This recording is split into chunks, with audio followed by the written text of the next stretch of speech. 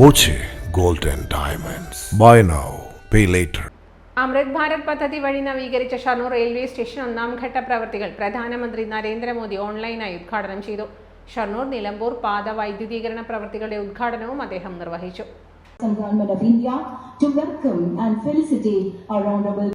आज इस vibrant coastal city से मुझे केरल के विकास को और गति देने का अवसर मिला है। थोड़ी देर पहले केरल के विकास से जुड़े अराउंड 11,000 करोड़ रुपए के प्रोजेक्ट का നിലമ്പൂർ പാത ഇലക്ട്രിഫിക്കേഷനായി 90 കോടിയുടെ പദ്ധതിയാണ് നടപ്പാക്കുക. അമൃത് ഭാരത് പദ്ധതിയിലൂടെ ഷൊർണൂർ റെയിൽവേ സ്റ്റേഷനിൽ 12.70 കോടിയുടെ പ്രവൃത്തികൾ പൂർത്തിയാക്കി.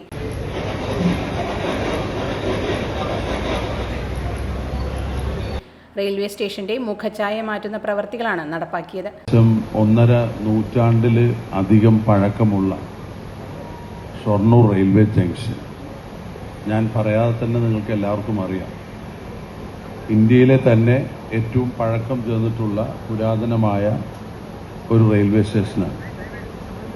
സൗത്ത് ഇന്ത്യയിൽ, തെക്കേ ഇന്ത്യയിലെ ഏറ്റവും ഇമ്പോർട്ടൻ്റ് ആയിട്ടുള്ള ഒരു റെയിൽവേ ജംഗ്ഷനാണ്. ഒരു പക്ഷേ ഏറ്റവും കൂടുതൽ ട്രെയിനുകൾ സർവീസ് നടത്തുന്ന അത്യപൂർവം ജംഗ്ഷനുകളിൽ ഒന്നാണ് Shoranur. V K Sreekandan MP, P Mammikutty MLA, ADRMS Jayakrishnan, railway principal chief engineer Ramashankar Khalot എന്നിവർ സംസാരിച്ചു. Time kids pre school, Mannanur road, Vaniyamkulam. .View news, കാഴ്ചകളാണ് ലോകം, കണ്ടു തുടങ്ങുക.